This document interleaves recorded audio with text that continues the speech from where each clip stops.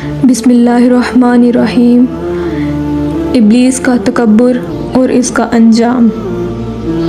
اللہ تعالیٰ نے تمام فرشتوں کو آدم علیہ السلام کو سجدہ کرنے کا حکم دیا تو ابلیس نے تکبر میں آ کر سجدہ کرنے سے انکار کر دیا، تو اس پر اللہ تعالیٰ نے اسے ہمیشہ کے لیے لعنتی قرار دیا۔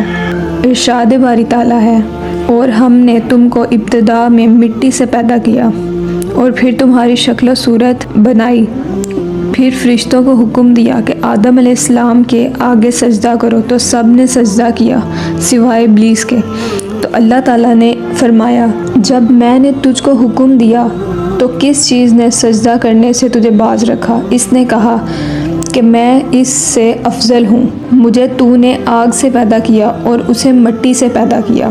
اس کا مطلب یہ ہے کہ اس نے اپنا اور آدم علیہ السلام کا موازنہ کرتے ہوئے اپنے آپ پر نظر ڈالی تو اسے اپنی ذات آدم علیہ السلام سے افضل معلوم ہوئی، اس لیے وہ انہیں سجدہ کرنے سے رک گیا، حالانکہ تمام فرشتوں کے ساتھ ساتھ اسے بھی سجدہ کرنے کا حکم دیا گیا تھا، لیکن ابلیس نے سجدہ نہ کیا۔ اور جب تمہارے پروردگار نے فرشتوں سے فرمایا کہ میں کھنکھناتے سڑے ہوئے گارے سے ایک بشر بنانے والا ہوں، جب میں اس کو صورت انسانیت میں درست کر لوں اور اس میں اپنی بے بہا چیز یعنی روح پھونک دوں، تو سب کے سب فرشتے سجدے میں گر پڑے، مگر شیطان نے سجدہ کرنے والوں کے ساتھ ہونے سے انکار کر دیا۔ اللہ نے فرمایا کہ ابلیس تجھے کیا ہوا؟ تو سجدہ کرنے والوں میں شامل کیوں نہ ہوا؟ اس نے کہا، میں ایسا نہیں ہوں کہ انسان کو جسے تو نے کھنکھناتے سڑے ہوئے گارے سے بنایا میں اسے سجدہ کروں۔ اللہ تعالیٰ نے فرمایا، یہاں سے نکل جا، تو مردود ہے، تجھ پر قیامت کے دن تک لعنت برسے گی۔ ابلیس اس لیے لعنت کا مستحق ہوا۔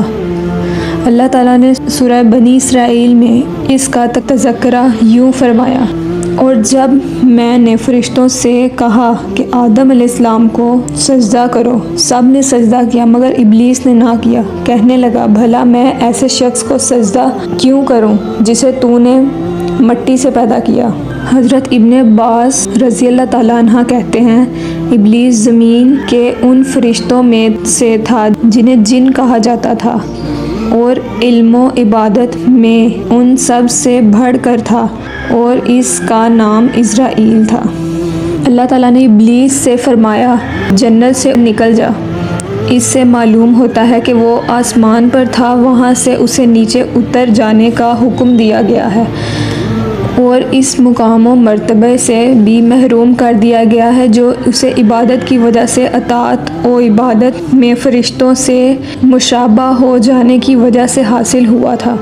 اس کے تکبر، حسد اور نافرمانی کی وجہ سے اس سے یہ مرتبہ سلب کر کے اسے ذلت و لعنت کے ساتھ زمین پر پھینک دیا گیا۔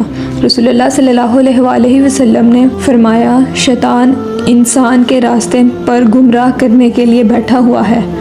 جب ابلیس نے حکم الہی کی تعمیل سے انکار کیا تو اللہ تعالیٰ نے اسے تا قیامت لعنتی اور مردود قرار دے کر نکل جانے کا حکم دیا اور اس کا مقام و مرتبہ بھی چھین لیا۔ جزاک اللہ۔